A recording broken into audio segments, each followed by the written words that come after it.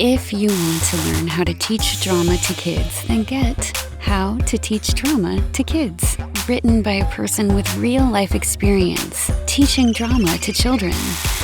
This guide, How to Teach Drama to Kids, will take someone unsure of the main principles of teaching theater arts to various ages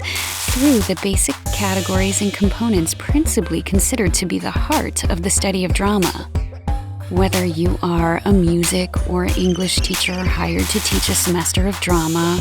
or an actor commissioned to do a series of children's workshops, this guide will take you through a stage-by-stage process including exercises for the under 10 age group,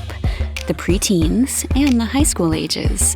The author adds her own tips for making particularly challenging games or exercises work,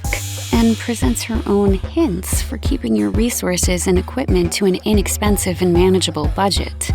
With chapters from the basics of movement, voice, improvisation, role-playing, and scene work, to the more intricate additions of storytelling, puppetry, stage fighting, and chorus line dancing steps, this guide is broken down so that you may choose to eliminate certain chapters from your planning or to add the author's hints for extending an exercise to make it last longer and to be more enriching to the students. Click Buy Now to get it now.